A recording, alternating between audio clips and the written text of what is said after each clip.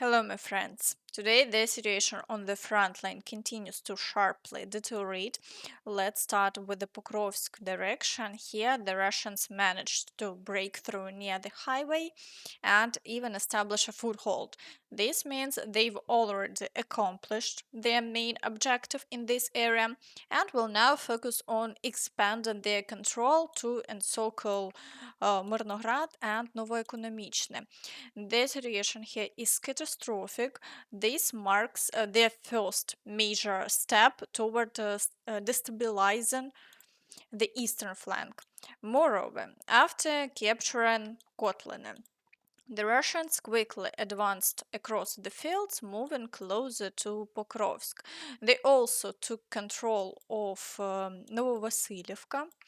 Consequently, their territory continues to expand, paving the way for further movement toward the mine behind Kotlin and Udachny. From there, they expected to continue advancing toward the village of Grishine. If this trajectory continues, Pokrovsk will face a dire catastrophe. Currently, the Russians are pushing into the outskirts of both Pokrovsk and Myrnograd, while relentless assaults occur all along the front line.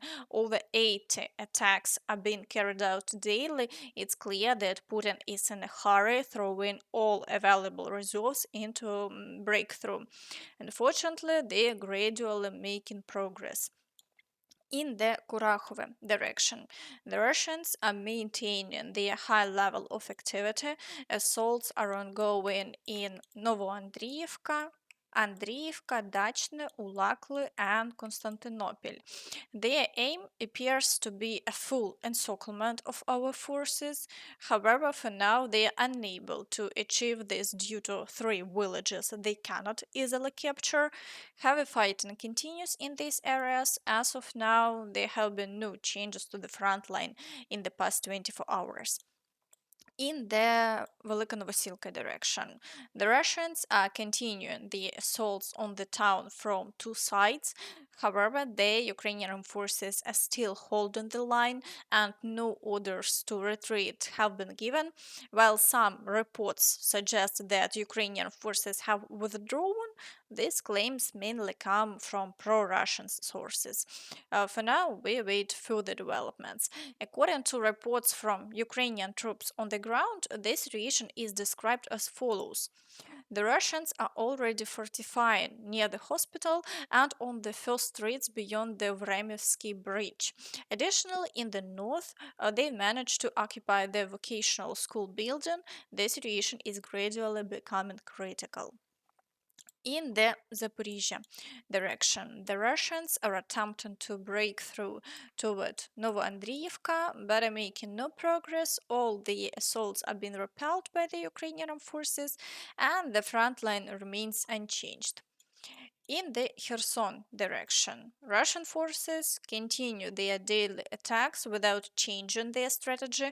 They are attempting to expand their control near the Antonivsky bridge and are advancing toward the last island on the way to the right bank. However, they have had no success and the front line remains stable. Now moving to the Toretsk direction, here the Russians are persistent in their assaults on Krymsk, aiming to strengthen the front line and advance toward Kostantinivka. Fierce battles also continue in the center of Sherbinivka.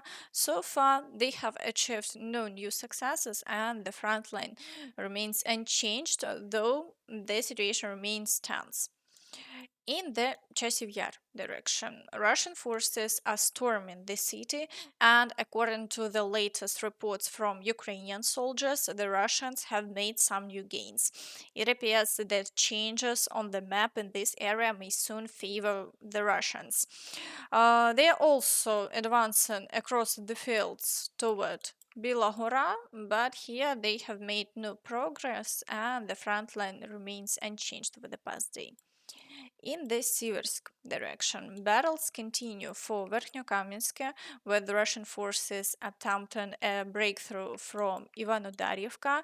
However, their successes in this direction ended a long time ago, and there have been no changes along the front line. In the Liman direction, the situation is worsening due to heightened activity. Russian forces are attempting to break through to Zelena Dolina, the village of Kolodeze, Novolyubivka, and continue fighting near the villages of Terny and Zarichne. However, the front line remains unchanged and Ukrainian forces are repelling all attacks. In the Borova direction, the activity is even more intense. The Russians are assaulting Boguslavka, Nova Kruglяківка, advancing from Lozova and attacking Зелений Гай, Першотравневе, Новосергіївка, and Novoyegorivka, which, according to Russian claims, is already under their control. Further south, battles are ongoing near the village of Makiyevka, but there have been no changes along the front line. In the Kupiansk direction, Russian forces are attempting to advance from Pishane and are assaulting Kolesnikivka. However, they have seen no success, and here activity remains relatively low. It seems this direction has taken a back seat, with resources likely being redirected to Pokrovsk. Surprisingly, near Dvorichna, Russian forces managed to break through and create a partial encirclement of the town. Attacks have already been reported near the village of Kutkivka in the forested area. The situation remains uncertain, and it's possible that Russian forces will now focus on capturing Dvorichna. Meanwhile, they attempted to divert Ukrainian forces by crossing directly from Russian territory, with assaults near the village of Stoivka. So far, they have been unable to establish a foothold, but repeated border breaches remain a significant concern. In the Kharkiv direction, Russian forces continue shelling but without offensive actions. Attacks are limited to Vovchansk, where Ukrainian defenders have successfully repelled all advances, leaving Russian forces with no gains. In the Kursk direction, the situation remains unchanged. Russian and North Korean forces continue their counteroffensive, but no new advances have been reported, and the front line has stayed the same over the past day. Meanwhile, Donald Trump has officially taken office as President of the United States. Following his inauguration, here is a summary of his statement. We will export American energy worldwide. We will become a wealthy nation once again, and the liquid gold beneath of our feet will lead the way. We will end the new Green Deal. I will immediately rebuild our trade system to protect American workers and families. Instead of taxing our citizens to enrich our other countries, we will tax other nations to enrich our people.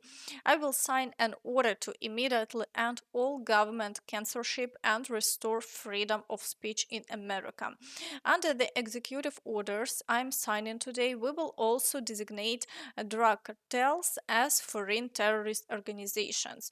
I will instruct our government to use its full power to eliminate these foreign gangs.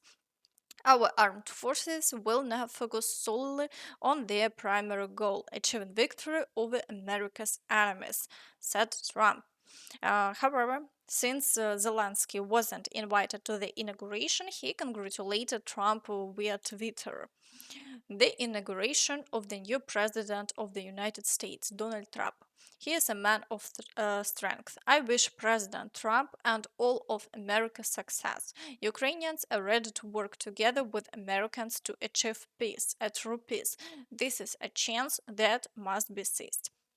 Meanwhile, footage has already surfaced showing Trump signing his first executive orders just as he promised. He previously stated that around 100 changes would be made on his first day in office. It has now been confirmed that, as promised, the US is closing its border with Mexico. This demonstrates that Trump's directives are being implemented swiftly. And that's all from me. So please don't forget to like this video, subscribe to the channel, and hit the notification bell to stay updated on all the latest news. Thank you for watching and see you next time. Bye bye.